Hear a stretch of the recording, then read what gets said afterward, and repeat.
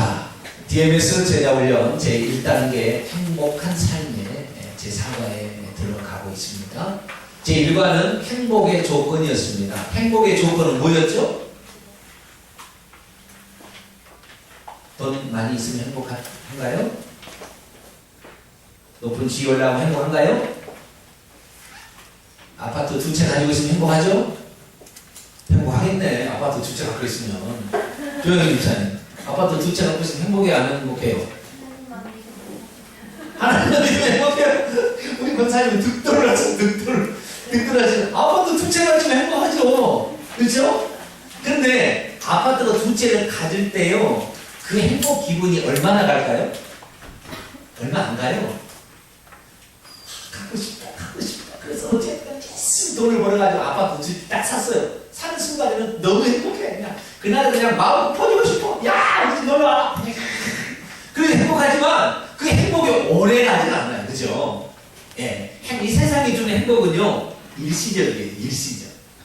그러나 하나님이 주신 행복이라는 것은 영원한 것입니다. 이것은, 그러니까 일시적이라는 말은 다른 표현을 표현하는 조건적이라는 거예요. 조건적. 아시겠죠? 그 조건이 만족이 되니까 행복한 거라. 그 조건이 만약에 살다가 부도가 나가서 집을 2채를 팔았다. 그럼 어떻게 되는 거예요? 대단하다고 생각이 되는 거죠. 근데 이 우리 주님은 이렇게 조건적이나 일시적인 것이 아니고 무조건적이고 그 다음에 영원한 거예요. 할렐루야. 예, 그게 바로 다른 거예요. 우리 권사님이 예수님만 믿으면 행복하다고 그랬는데, 그게 정답인데, 득도한 사람이 정답인데, 어쨌든 그게요, 내가 보니까요, 사람이 가장 행복할 때 언제냐면 하나님을 만날 때 행복해요. 언제 행복해요? 하나님을 만날 때. 하나님이 나를 사랑한다고 느낄 때가 가장 행복해. 이것은 말로 표현할 수 없어요. 이건 나를 이렇게 사랑해가지고 나를 하나님 이렇게 사랑하시나, 나를 위해서 아들을 십자가에 죽였구나 라는 생각이 물밑을 밀려오면 감당할 수가 없는 거예요. 눈물이 3일 동안도 계속 나고. 그래서 인생은 가장 행복할 때 하나님을 만날 때인 거 아시겠죠? 그래서 복이라는 글자를 보게 되니까 하나님과 함께 에덴 동산에서 있을 때가 가장 행복하게 된다는 거죠. 그래서 불행이라는 건 뭐냐? 하나님을 떠날 때 불행했다는 거예요. 그래서 하나님을 만나러 이제 찾아갑니다. 이다음부터 찾아가요. 그러나 하나님 어디 계시느냐? 에덴 동산 안에가 계셨는데, 에덴 동산에서 죄를 지으면서 우리를 그냥 밖으로 그냥 이렇게 보냈잖아요. 왜? 죄하고 하나님과 가까이 할 수 없으니까. 그래서 우리를 내보냈다 이 말이죠. 우리가 밖에 나와서 하는데 하나님 만나려면 어떻게 해야 돼요? 그 쫓겨난 그 문으로 가야 되는 거예요. 동쪽 문으로. 네, 동쪽 문으로 가서 하나님 말씀대로 살아야 되는데 오늘도 못 살았어. 용서해 주세요. 여기 제물을 가져왔어. 그래가지고 하나님께 제사를 드리면 하나님께 그 제사를 보시고 우리의 죄를 용서해 줘요. 근데 이거는 뭐냐? 하나님을 만나는 길은 뭐냐? 제물을 가지고 간다. 이거 아시겠죠? 그 제물의 완성은 예수 그리스도. 할렐루야. 예수님이 우리의 죄를 위한 대속 제물로 죽어주실 때 그게 바로 완전한 제물이에요. 그래서 하나님을 만나는 길은 뭐냐면 속죄 제물을 들고 가야 만난다는 거예요. 하나님이 계시는 곳으로 가기는 가되 속죄 제물을 들고 가야 하나님 만나주신다는 거예요.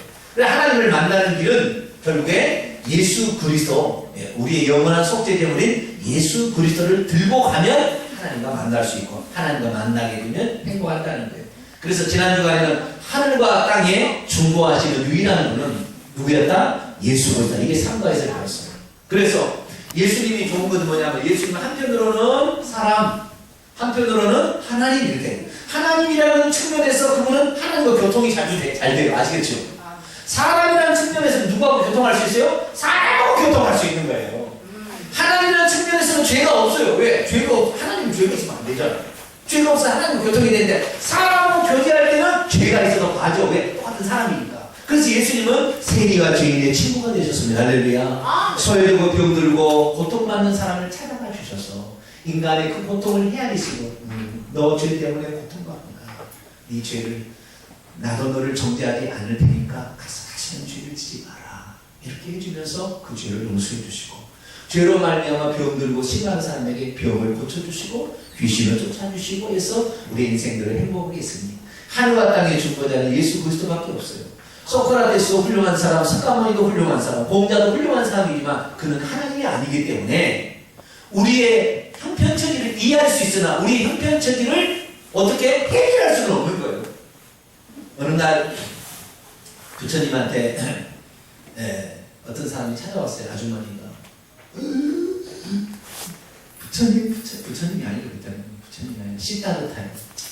어쨌든 왕자였대요. 그 나라에 왕자님. 내가 자식을 죽었는데 내 자식이 외동 하나밖에 없는 자식인데 이 자식을 좀 살려주세요. 찾아왔어요. 예수님 어떻게 했죠? 죽은 자를 살려줬죠. 뭐 나오면서 썩어도 관계없잖아요. 왜? 하나님이니까 그분은 그 가능했는데 부처님은 할 수 있어요? 없어요? 못하는 거예요. 그런데 답을 해줘야 되겠고 그래서 그 부처님의 수리자 이름이 뭐죠? 아는 사람이 없네. 부처님의 수제자 홍선 집사님. 그래도 가장 그래도 젊으니까 누구죠? 네? 나는 아니에요. 네, 나는 아니래요. 수제는 있어요. 이름 갑자기 생각이 나. 그 수제한테 양재기 하나 보색이라고 그러죠. 전라도 말하는 보색이에요. 양재기. 그릇 빈 그릇 있죠? 사기 빈 그릇 하나를 가져오라고 그랬어요. 사기 빈 그릇을 가져왔어요. 자, 내가 네 자식을 살려줄 테니까 지금부터 집집마다 돌아다니면서 콩을 하나씩을 구해오너라 그랬어요. 예, 얼마든지 콩을 구해올 수 있죠. 근데 그집 가서 이렇게 얘기하나, 이 집에 한 사람도 죽은 일이 없이 계속 살고 있다 이런 집에서만 그런 집에서만 콩을 한 개씩을 구해오라고 그랬어요. 그래서 이 집에 가서 떡떡떡떡떡 네, 내 아들을 살려야 되겠는데 콩 안 주세요. 근데 조건이 있다고 그랬어요. 이 집에 죽은 사람이 한 사람도 없죠? 다 살고 있죠? 안 죽고?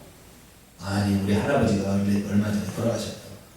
근데 콩 하나를 못 얻어서 결국에 그 빈 접시를 가지고 맨날 며칠을 돌아다니다가 아무도 안 죽은 데가 없더래요.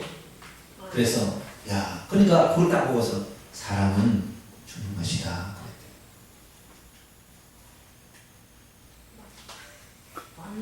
맞는 말이죠. 살려줄 수 우리의 상태를 인정할 수는 있으나 그 문제를 해결할 능력이 없는. 왜? 그분은 100% 신이 아니기 때문에 사람이니까.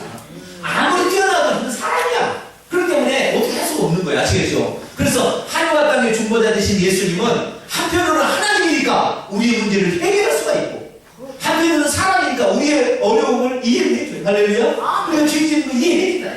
때로는 죄에 빠져도 이해를 해주지 않아줘요? 이해해준다. 나 빠지지 마세요. 이해를 해. 내가 예전에는요, 쥐를 한 번씩 빠지면요, 내가 일주일 동안 잠이 안 와요. 응? 아니, 어떻게 이렇게 빠졌나. 그래서 요즘 내가 마음을 조금 비웠어요. 빠질 수도 있겠지. 이렇게 봐줘야지. 한 달에 3번만 가봐도 잘 나온 거지. 이렇게 평가를 해야 되겠다. 이렇게 하니까 조금 마음이 제가 조금 마음이 좀 이렇게 흐뭇해져서 얼굴이 조금 편안해지지 않았어요? 응? 잘 모르게 우리 형제이 잘 모르지만 마음이 좀 네가 좀 편안해졌어요. 네?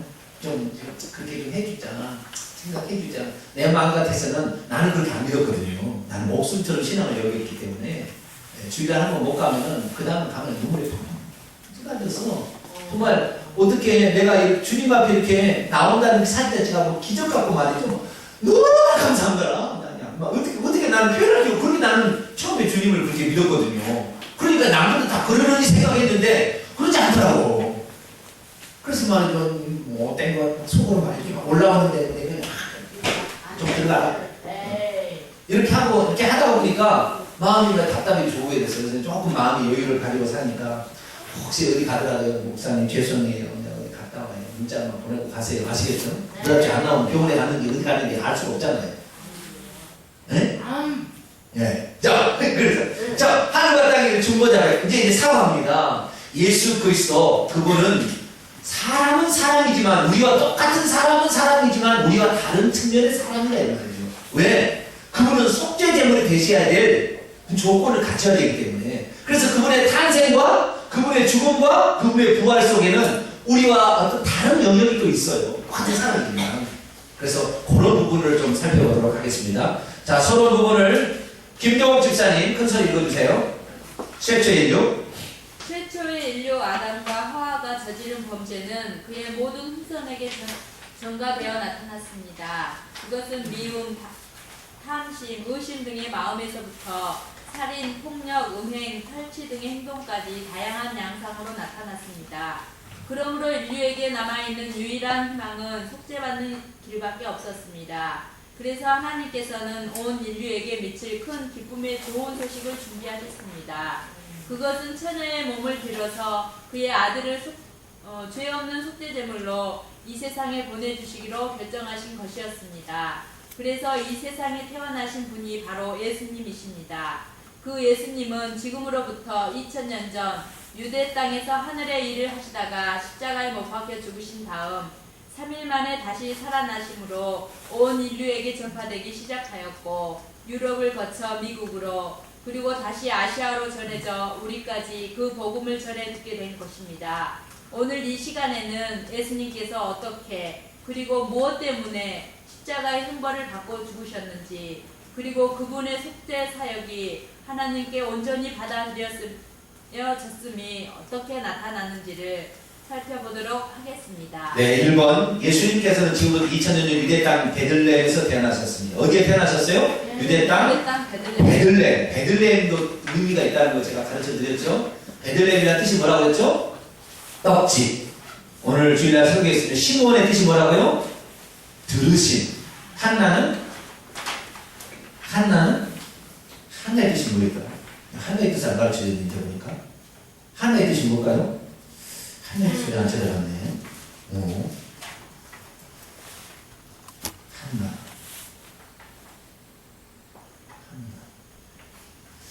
한나라는 말은요, 뜻이 풍성한 은혜래요. 풍성한 은혜. 풍성한 은혜. 그 뜻이 있어요. 마찬가지로 베들레헴도 뜻이 있어요. 떡집입니다. 뭐예요? 떡집. 벳이라는 말은 집이라는 말이고 을레헴이라는 떡이라는 말이에요. 그래서 벳을레헴 떡집. 벳엘 하나님의 집. 벳에스다 국률의 집.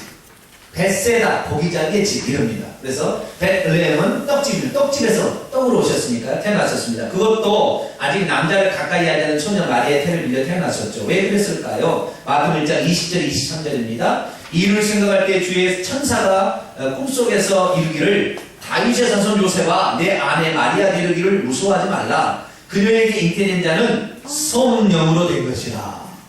자, 잉태에서 약간 다른 차이가 있죠. 성령으로 된 것이라. 아들을 낳은 이름을 예수라 하라. 이는 그가 자기 백성을 그들의 죄에서 구원할 자이십니다 하니라. 이 모든 일이 된 것은 주께서 선자로 하신 말씀을 이루게 하시니 이르시되 보라 처녀가 잉태하여 누구를 낳을 것이요? 아들을 낳을 것이요. 딸을 낳을 것이요? 아들을 낳을 것이요. 여러분, 하나님께서는 왜 아들을 낳냐면은 모든 창세기 보게 되면요, 식물도 씨 맺는 채소, 씨 맺는 과일을 딱 나와요. 씨가 중요한 거예요. 그래서 하와가 범죄해도 씨가 없기 때문에 하와는 범죄한 걸 쳐주지 않아요. 아담이 먹었을 때 아담아 어디 있느냐 하고서 그 다음에 아담의 후손이 죄가 되는 거예요. 씨가 죄를 가지고 다니는 거야. 아시겠죠? 본질을 가지고 다닌다. 그래서 아들을 낳았지요. 그 이름은 임마누엘이라는 것은 하나님이 우리와 함께 계시다 그런 뜻이죠. 하나님이 우리와 함께 계시다라는 뜻인데 임마누엘이라 지난달했습니다. 자, 밑에 봅니다. 하나님의 아들이신 예수님은 과연 어떻게 이 세상에 오셨는가? 하나님께서는 죄 없는 속죄제물로서 그의 아들을 이 세상에 보내주시고자 두 사람을 사용하셨죠. 한 사람은 유다지파의 후손 요셉이라는 청년, 그 다음에 같은 유다지파의 처녀 마리아라는 처녀를 사용하셨습니다.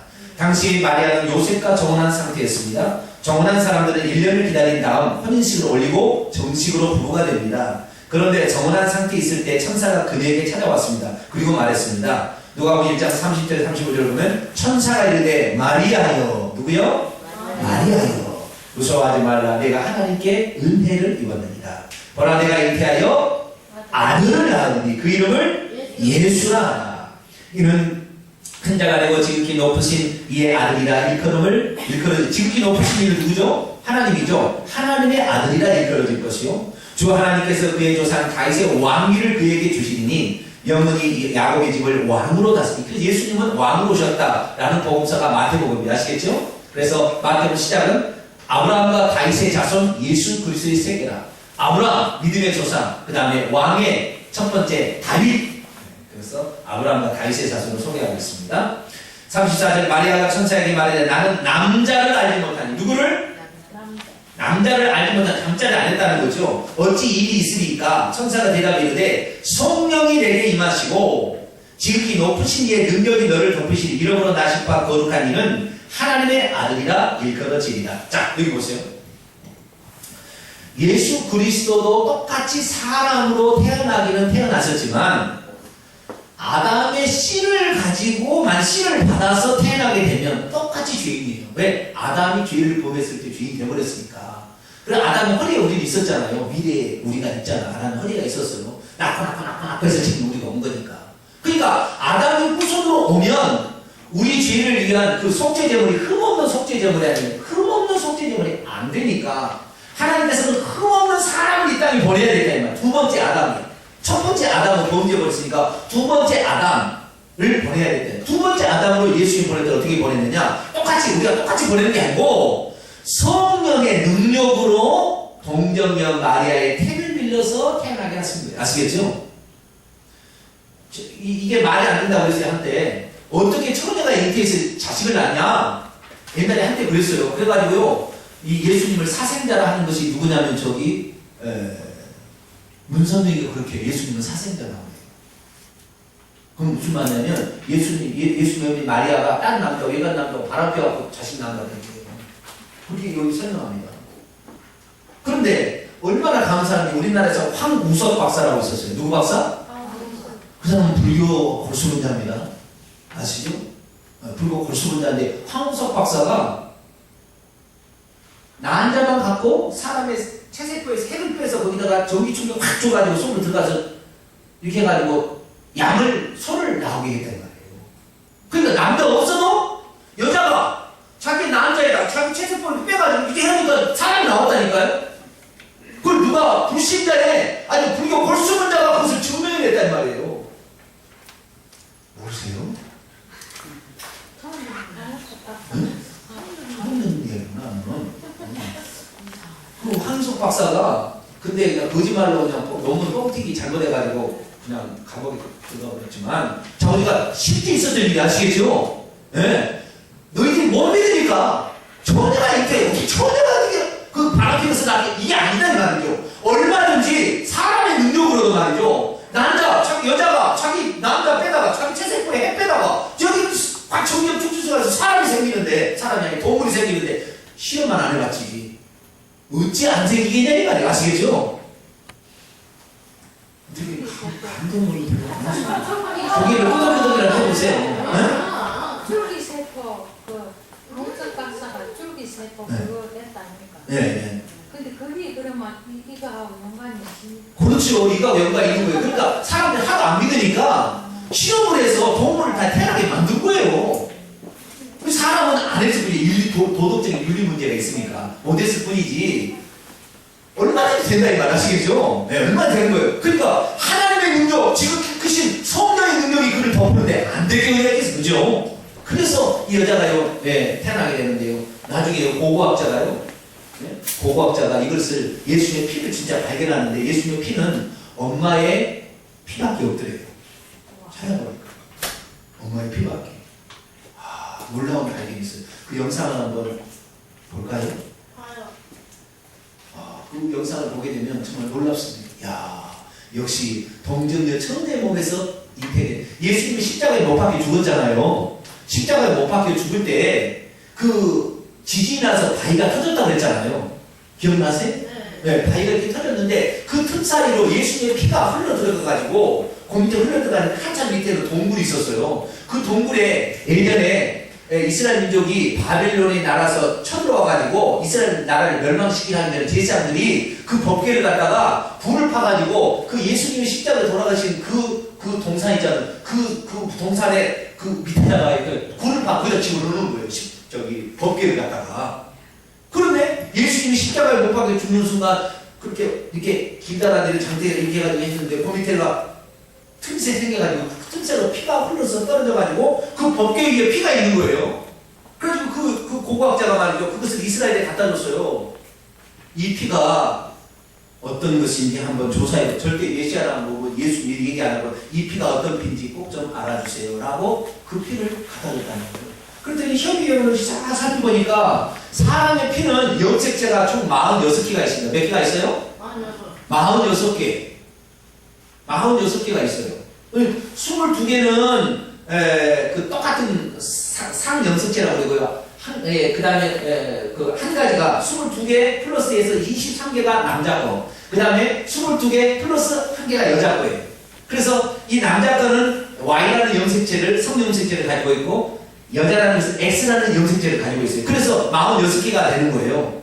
그런데 이 피를 조사를 해봤더니 23개밖에 없는 거예요. 그것도 X라는 염색, 여자 염색체만 있는 그 절반밖에 없는 피가 거기에 묻어 있는 거예요. 그래서 이 피가 이상합니다. 사람이라면 46개의 염색체가 있어야 되는데 이 피는 23개의 염색체밖에 없습니다. 그렇게 얘기하니까 이 공부학자가 너무 충격을 받았어요. 와, 진짜네. 그래가지고 그 이스라엘 당국에다 얘기를 했어요. 이 피를 왜냐면 예수님은 살아있는 피고 영원한 피라고 했으니까 이 피를 배양액에다가 담가 놓으십시오. 그러면 뭔 일이 어떻게 진행되는지 다 알려주십시오. 그래서 이스라엘에 얘기를 한 거예요. 그래가지고 이 말대로 이스라엘의 그 혈액연구소에서 그 피를 배양에다 담가놨네요. 그런데요, 놀라지 마세요. 하루 만에 그 피가 살아있는, 그러니까 염색체가 있으면 그 뭡니까 이렇게 나선형으로 꼬여있는 이 연기 배열이 말이죠, 살아있는 피하고 똑같이 나타나고 있어요. 그 마귀 피가. 이 죽으면 사람 피가 없어져 버려가지고 못 만들려는 거예요. 저기 예전에 그 공룡 무슨 그 뭐죠, 주라기 공원 있잖아요. 주라기 공원에 공룡을 만들면서 알을 부화시켜가지고 승을 이렇게 만들어가지고 거기 큰 공원 하면 떼부자 되겠다 해서 옛날에 주라기 공원 영화가 나왔잖아요. 그 주라기 공원의 공룡을 지금 우리가 이렇게 만들 수 있을까요? 없을까요? 없어요. 왜 없어요?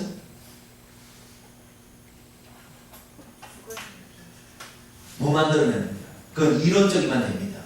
그 어떻게 해서 만들어내냐면 호박 속에 모기가 공룡의 피를 딱 빨아먹고 모기가 날아가다가 호박 속에 딱 갇혀가지고 그 시기 딱 이렇게, 호박이라는 게 그거 아시잖아요. 네? 그냥 먹는 호박 말고 그 진액 호박 있잖아요. 노란 진액, 그 청같이 생긴 그 호박 속에 딱 갇혀가지고 수천 년을 있다가 그 보니까 그 속에 피가 있더라는 거예요. 그래서 모기를 꺼내다가 그 피를 딱 빼가지고 염색체를 찾아가지고 그 조사를 해가지고 결국에 그 피로 갖다가 그 피로 그 유전자를 시켜가지고 결국에 알을 만들어낸다는 것인데, 그런 거 아니에요. 왜? 죽어버린 피는 그것이 염색체가 나타나지 않아요.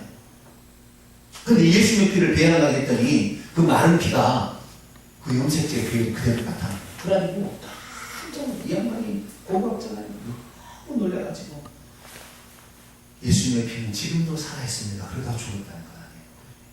얼마 전에 더 왔었는데, 야, 대단합니다. 우리가 몰랐을 뿐이지 대단한 거예요. 엄청난 거예요. 그래서 예수 그리스도의 피는 바로, 예수님은 동정녀 마리아의 태를 빌려서 성령으로 잉태됐기 때문에 Y라는 염색체가 안 들어있는 23개의 염색체만 가지고 있는, 목의 혈통만을 가지고 있는 여자의 후손으로 예수님 오신다는 성경 말씀이 그대로 이루어진 것이 확인이 되었습니다. 할렐루야. 놀라운 사실이죠. 그래서 이 잉태가 우리하고 똑같지 않다는 거 아시겠죠? 사람은 태어났지만. 그 밑에 봅니다. 남자는 알지 못했던 마리아였지만 이 소식을 들었을 때 무서워했습니다. 하지만 하나님께서 자기를 통해 이루어가는 하늘의 계획을 듣고 난 그녀는 믿음으로 그것을 받아들였습니다. 결국 그날 마리아는 성령의 능력으로 사내아이를 잉태하였죠. 만일 마리아가 아담의 씨를 받아 사람을 잉태하게 된다면 그 아이도 죄된 본성을 지닌 사람이 되어 그는 결코 속죄제물이 될 수 없었기 때문입니다. 그리하여 예수님은 지금부터 2000년 전 여자의 후손으로서 이 세상에 사람으로 태어날 수 있었습니다. 이처럼 예수님은 아담의 씨를 받지 아니하고 오직 여자의 태를 빌어 성령으로 잉태되셨습니다. 결국 10달이 지난 어느 날 예수님은 유대 땅 베들레헴의 어느 한 마구간에서 조용하게 태어나셨습니다. 마리아는 자기가 살던 곳에서 아기 예수님을 출산할 수 없었습니다. 출산을 앞두고 있던 어느 날 로마의 황제가 갑자기 천하로 호적하는 칙령을 발표했기 때문입니다. 갈릴리 나사렛에 살고 있던 마리아 요셉은 호적을 위해 자기가 살던 지역으로부터 약 144km 떨어져 있던 유대 땅 베들레헴으로 내려가야 했습니다. 하지만 그곳에는 이미 도착한 많은 사람들로 가득 차 있었기 때문에 빈 여관방 하나를 구할 수가 없었습니다. 그래서 하는 수 없이 마구간 신세를 지게 되었는데 해산한 시각이 찬 마리아는 아기를 낳아 말 위에 누웠습니다. 그때였습니다. 그 지경에서 양떼를 치고 있던 목자들이 천사들로부터 아기 예수님의 탄생 소식을 듣고 아기 예수님을 찾아와 경배했습니다. 참 예수님 태어나실 때 우리는 아무리 못났어도 그래도 따뜻한 아랫목에서는 태어났을 텐데, 자 예수님은 말구에 태어났다는 게 참 송구스럽죠, 그죠?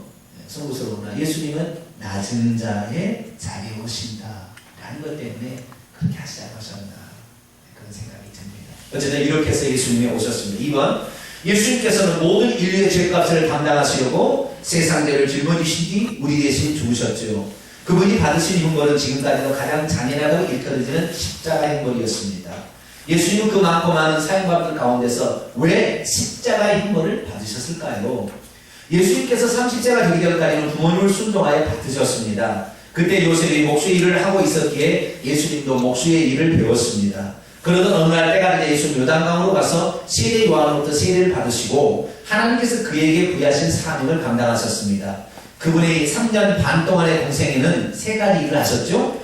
마태복음 9장 35절에 보니까 예수께서 모든 도시와 마을에 두루다니사 그들의 회당에서 가르치시며 뭐 하시며? 이렇게 가르침을 받아야 되는 거예요. 주일 안예배에 우리가 예배를 드리지만 그것은 우리가 은혜를 받고 믿음을 얻게 된다고 한다면 이 교육은 지식을 얻는 거예요. 그죠? 진리가 너희를 자유케 하리라 그랬어요. 그렇게 이렇게 가르침을 받아야 되고요. 그 다음에 천국 복음을 증거하시고, 이건 주일날 설교하고 비슷한 거예요. 그 다음에 모든 병과 모든 약한 것을 고치셨다. 그래서 교육과 복음 전파와 치유 사역을 3가지를 감당하셨다. 이렇게 보게 됩니다. 예수님은 해당에서 율법의 본뜻을 가르치셨으며 천국의 복음 말씀을 선포하셨으며 모든 병과 모든 약한 것을 고치셨습니다. 그리고 3년 만에 공생이 끝나던 어느 날 예수님은 예루살렘에 입성하여 세상죄를 없애하는 속죄제물로 십자가에서 돌아가셨습니다. 3년 반 동안 예수님은 유대지역과 사마리아 및 갈릴리 지역 곳곳을 다니면서 당신의 사역을 펼치셨습니다.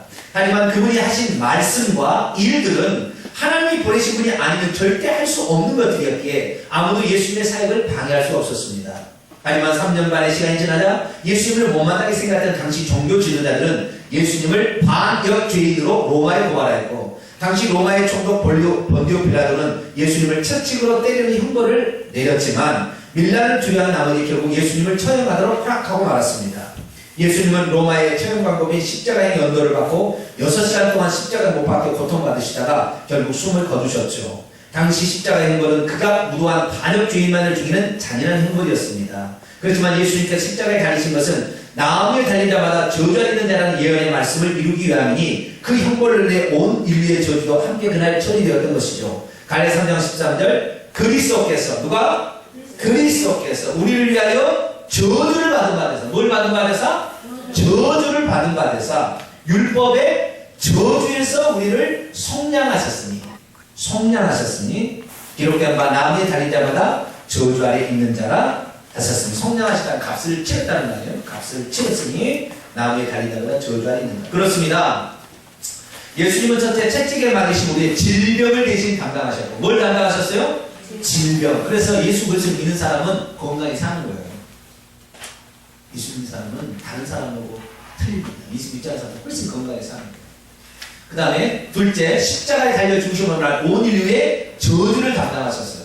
저주라는 것은요, 안 되고 망하고 막 이런 거예요. 병들고, 그렇죠? 네. 하기만 하면 모든 게 다 빼앗기고 망하고 이런 걸 지었는데 이런 저주를 담당하셨기 때문에 예수 그리스도를 믿으면 잘 되게 돼 있어요. 할렐루야, 잘 되게 돼 있습니다. 그 다음에 온 인류의 죄값을 지불하셨습니다. 뿐만 아니라 예수님의 죽으심은 죄로부터 우리를 온전히 해방해 주시었고, 하나님 앞에서 의롭다 칭함을 얻게 해주셨으며, 하나님과 원수 관계도 우리를 하나님과 화목하게 해 주시었습니다. 자, 보세요. 예수님께서 죽으실 때 유대인의 방법으로 죽지 아니하고 로마인의 방법대로 죽었어요. 이 유대인들의 사형 방법은 뭐죠?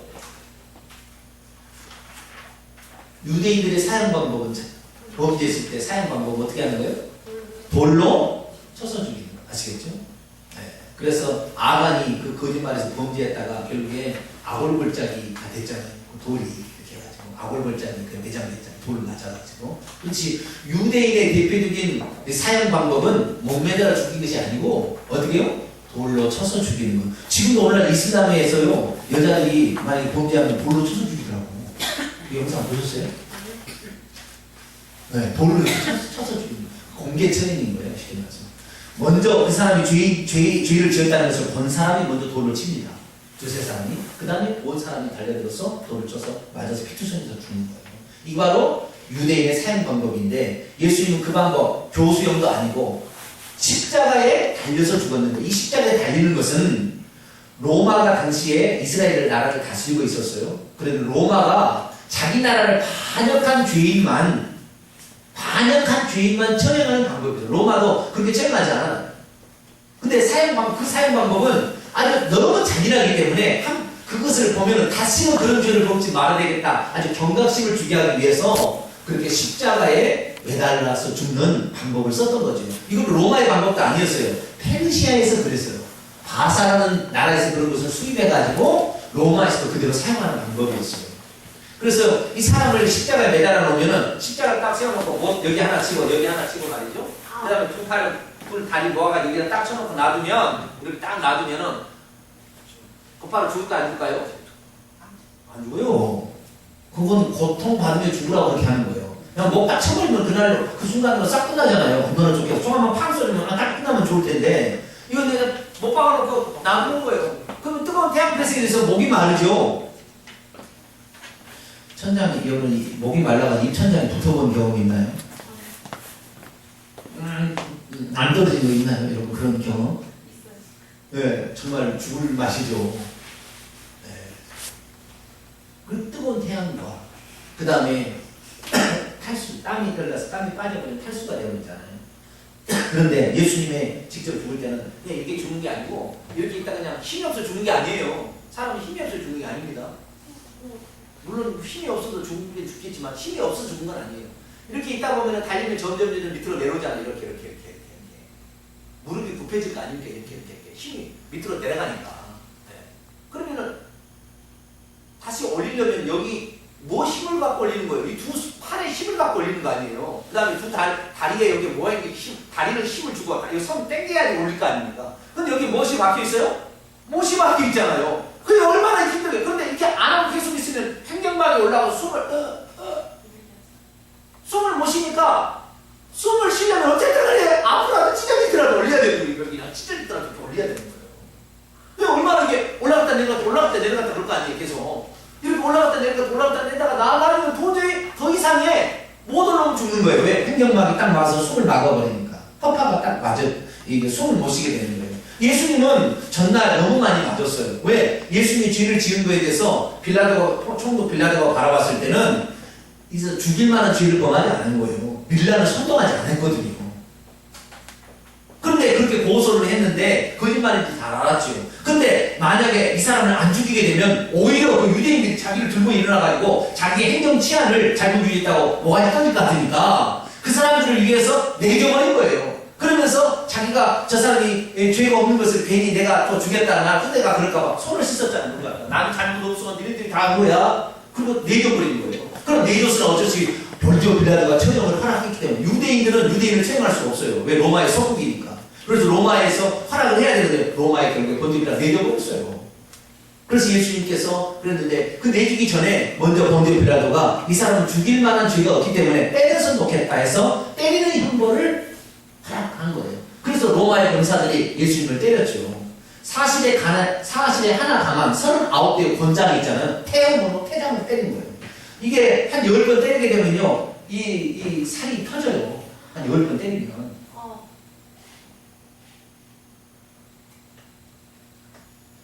한 번씩 맞아볼까요? 39대 때리게 되면요, 여기 다 터져요.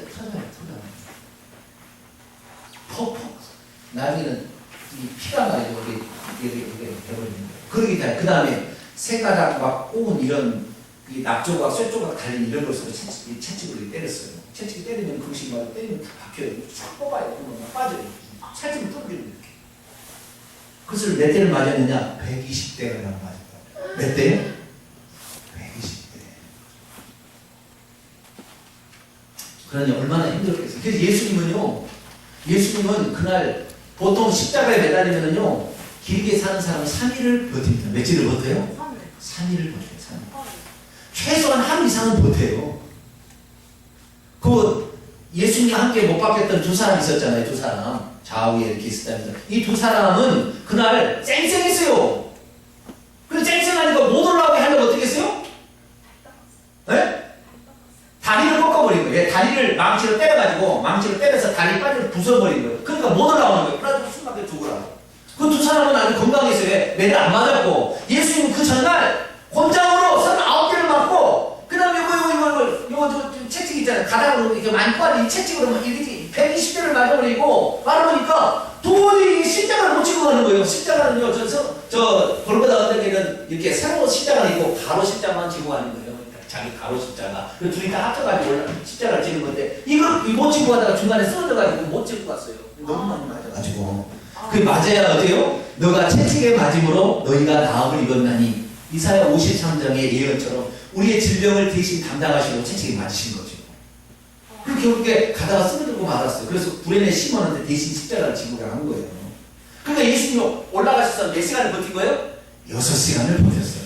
오전 9시에 매달려서 12시까지 버티고, 12시에 엘리 라마 사박다니 얘기하시고, 그 다음에 오후 3시가 될 때 다 일어났다 하시고 돌아가셨어요. 6시간을 버틴 거예요. 그것도 너무 많이 버틸 수 있었던 거예요. 왜? 너무 많이 맞았기 때문에. 그래서 예수님은 그 십자가의 잔인한 형벌로 죽었는데, 왜 그러면 십자가의 형벌, 로마의 형벌로 죽었느냐? 성경에 나무에 달린 자마다 저주를 받는 것이라 해서 우리의 저주를 받는 거예요. 그래서 조은혜 목사님이 찬송하고 있잖아요. 저주의 가시제로 환을 쓰셨네. 주의 사랑 넓고 크셔라. 그 찬송 있잖아. 나는 그 찬송을 얼마나 울었는지 몰라. 겟세마네 동산에서 그 찬송 있잖아요. 얼마나 많이 울었는 거야. 나 때문에 그랬잖아요. 나 때문에. 그렇게 안 맞으셔도 죽어도 되는데, 그렇게 많이 맞으신 것은 우리의 질병을, 그래서 저는 안 아픕니다. 할렐루야. 절대 아플 수가 없습니다. 아파서도 안 됩니다. 예수님이 대신 다 맞았기 때문에. 네? 권리를 주장해야 돼요. 권리를 주장해야 돼요. 네. 그리고 예수님은 결국에 저주의 십자가를 지시고, 그리고 모든 저주를 다 담당했으니, 우리가 주님을 진실히 믿고 가게 되면 다 건강해지고 평탄해지고 잘 살 줄 믿습니다. 네, 이렇게 해서 예수님 죽으셨습니다. 3번, 그분의 죽으심은 그러면 대체 나와 무슨 상관이 있을까요? 그렇다면 예수님의 죽으심은 2000년 지난 오늘의 삶인 우리와 대체 무슨 관련이 있을까요? 첫째, 모든 인류는 한 사람의 후손으로서 첫사람 아담이 범죄할 때 같이 범죄에 참여함으로써 우리도 죄인이 되었기 때문입니다. 그러므로 오늘의 삶은 우리들도 범죄 문제를 피해갈 수는 없습니다. 로마서 5장 12절, 그러므로 한 사람으로 말미암아, 한 사람이 누굴까요? 아담이죠. 한 사람으로 말미암아 죄가 세상에 들어오고 죄로 말미암아 사망이 들어왔나니 이와 같이 모든 사람이 죄를 지었으므로 사망이 모든 사람에게 이르렀느니라. 그래서 우리는 죄를 피해갈 수 없다는 것. 두 번째, 하나님께서 범죄한 아담을 살려주시기 위해서 제정하신 피의 속죄 제사법에 따라 예수님께서 온 인류를 위한 속죄의 양으로 오셨고 십자가에 대신 죽으셨기 때문입니다. 로마서 4장 25절, 예수는 우리의 범죄한 것 때문에 내어줌이 되고, 누구의 범죄 때문에? 우리라면 좀 멀립니다. 나의 죄. 시작. 누구의 죄 때문에? 나의 죄 때문에. 나를 이름을 바꿉니다. 정병진의 죄 때문에. 누구의 죄 때문에? 정병진의 죄 때문에.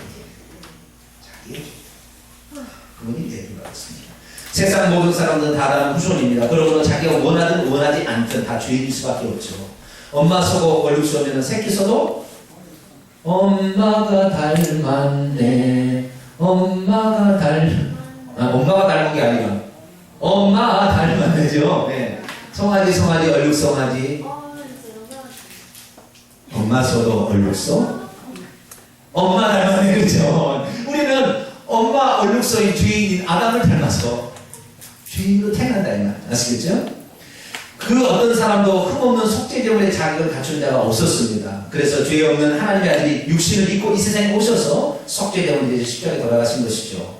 그분의 죽으심은 우리를 위한 죽으심이요 우리를 대신한 죽음이기에 우리는 그분으로 말미암아 죄 용서를 받을 수 있고 죄로부터 해방받을 수 있으며 죄를 지켜 유혹하는 사탄 마귀로까지 이길 수가 있습니다. 할렐루야. 네, 마지막 사건입니다.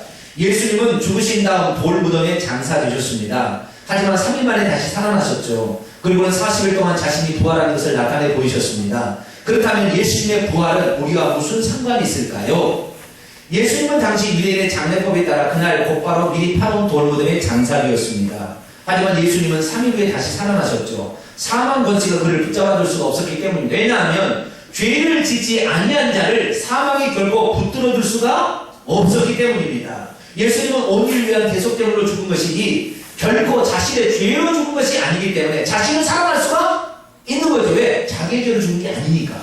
네. 그래서 그를 사망에 가두었던 무덤은 빈 무덤이 되고 말았습니다. 그렇다면 예수님께서 다시 살아났다는 사실은 우리에게 무엇을 알려주는 것일까요? 첫째, 길이요 진리요 생명이신 예수님께서 사망 권세를 정복하셨다는 것을 의미합니다. 다시 말해 생명이 사망을 정복할 수 있다는 우리에게 보여준 첫 사례인 것입니다. 사도행전 2장 24절 시작. 하나님이 그를 사망의 고통에서 풀어 살리셨습니다. 이는 그가 사망에 매여 있을 수 없었습니다. 우리가 죽어도 다시 살잖아요. 예수님 그러죠. 나는 부활이요 생명이 나를 믿는 자는 죽어도 살겠고 무릇 살아서 나를 믿는 자는 영원히 죽지 아니할 것이다. 할렐루야. 아멘. 나를 믿는 자는 죽어도 살겠고 육신이 죽어도 영원히 살겠고 무릇 살아서 나를 믿는 자는 육신이 살아서 나를 믿는 자는 영원히 죽지 않는다. 아시겠죠? 네. 그래서 우리는 영원히 죽지 않는 생명을 가졌기 때문에 생명으로 사망을 이기는 거예요. 그전에는 사망이 다 이겼어요. 예, 예수님은 생명이고 마귀는 사망이죠. 그죠? 예수님은 생명이고 마귀는 사망의 세력을 잡는 자죠. 예수님은 빛입니다. 마귀는 뭐예요? 어둠, 흑암의 세력을 잡는 자죠. 예수님은 진리입니다. 이쪽은 뭐예요? 거짓, 가짜의 가짜. 거짓의 아비. 그렇잖아요. 생명이 사망을 이길 수 있다는 것을 두 번째 빛을 통해서 어둠과 보면 알아요. 어둠이 있는데 빛이 오면 어둠은 달아나게 돼 있어요.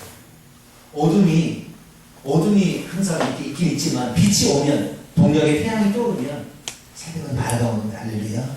빛이 이긴다는 것입니다. 아무리 어둠이 힘이 있어도 빛이 이긴다. 예수님은 그 사망 권세를 이길 수 있다는 것을 보여준 사례가 되었다는 것입니다. 그 전에 사람도 죽었다 살아났으나 영원히 사는 게 아니라 또 죽은 것이고 그 육신이 사는 것이고 영원히 살 수 있는 영혼의 그 생명을 예수님이 산다는 것을 확실히 보여주신다는 것입니다. 두 번째, 그분을 믿는 자는 그가 부활하신 우리도 부활할 수 있다는 것을 알려주는 것입니다. 그러므로 우리도 그리스도께서 죽은 자들 가운데서 다시 살아나는 것을 통해 다시 살아나 영생을 얻게 될 것을 믿고 또 기대할 수 있는 것입니다. 고린도서 15장 20절. 그러나 이제 그리스도께서 누가? 그리스도라는 말은 메시아라는 말이에요. 히브리어로는 메시아예요. 헬라어로는 그리스도예요. 메시아께서 죽은 자들 가운데서 다시 살아나사 잠자는 자들의 첫 열매가 되셨다.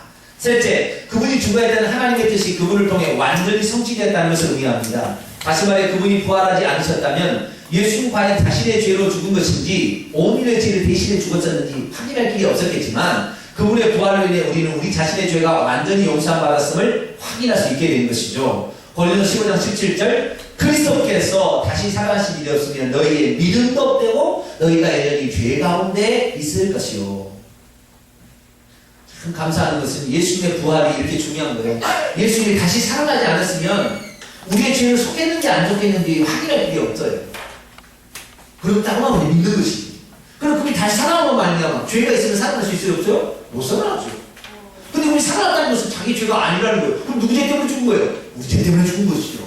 그러니까 우리의 죄가 사함받았다는 가장 강력한 증거가 바로 부활이라는 것입니다. 할렐루야. 그래서 우리가 부활절을 성대하게 지키는 것이죠.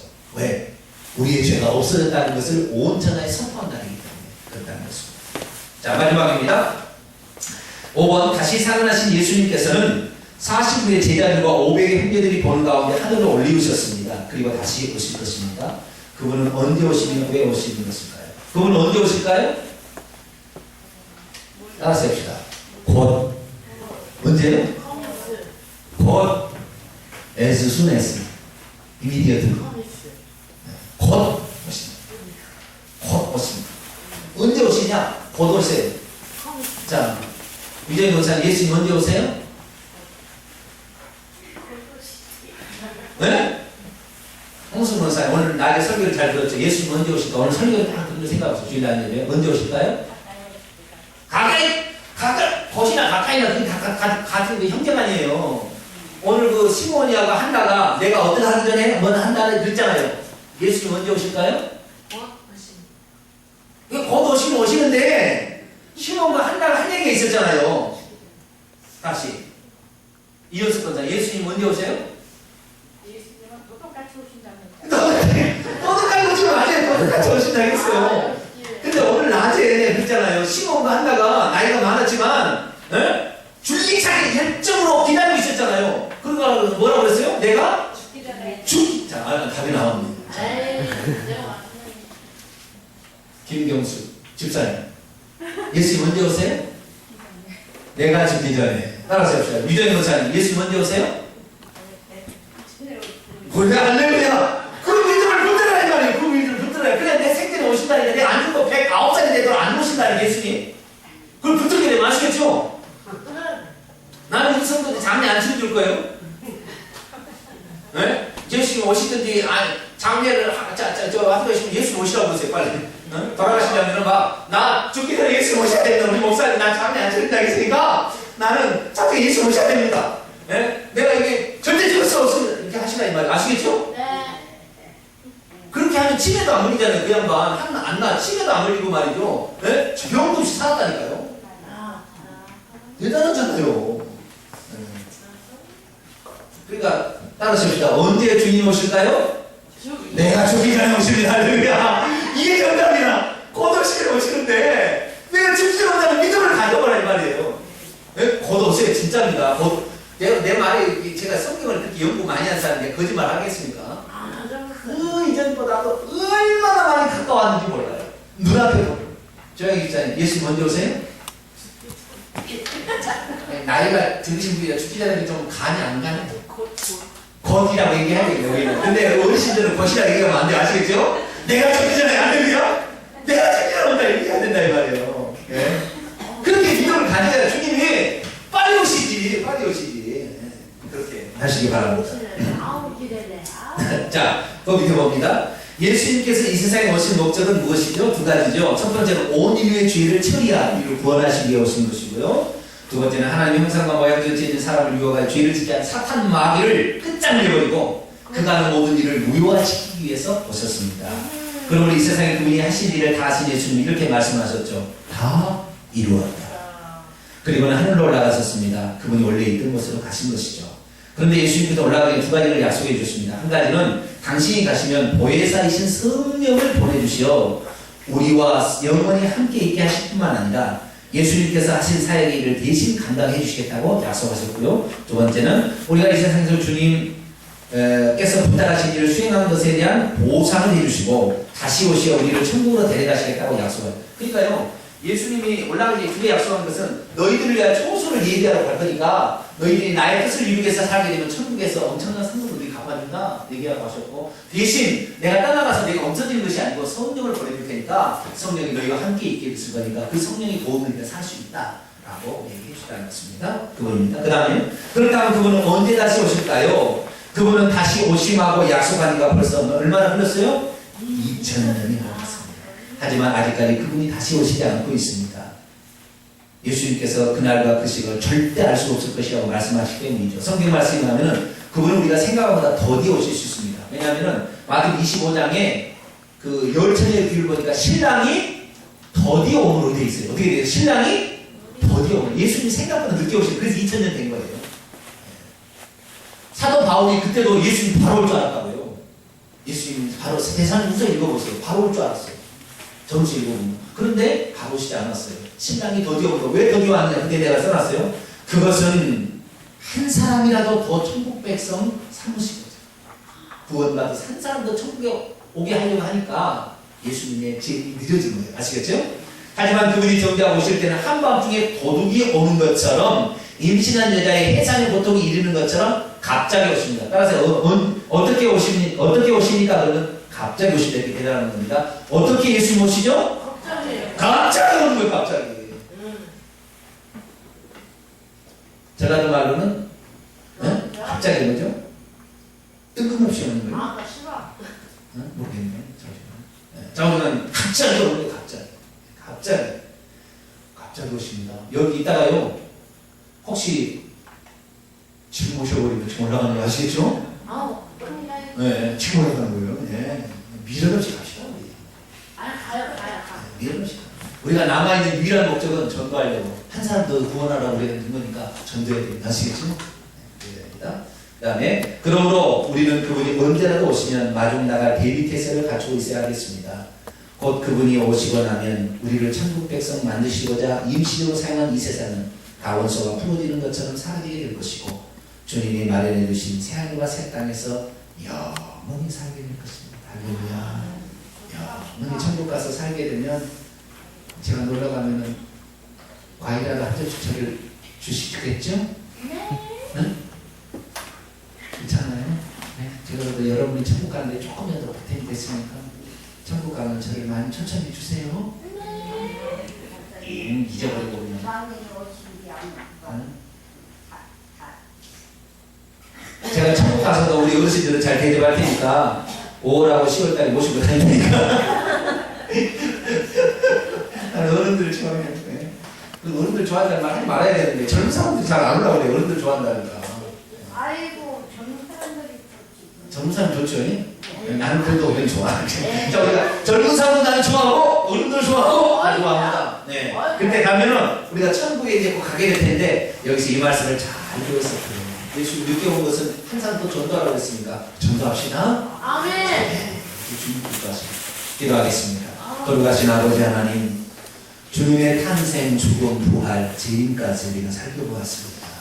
주여, 모든 것을 우리를 위해서 다 하셨습니다. 주님, 우리도 그 사람 받았다면 우리도 남들을 위해서 그렇게 하나님의 일하니 되게 도와 주옵소서. 아멘. 예수님의 이름으로 기도합니다. 아멘. 아멘. 찬송가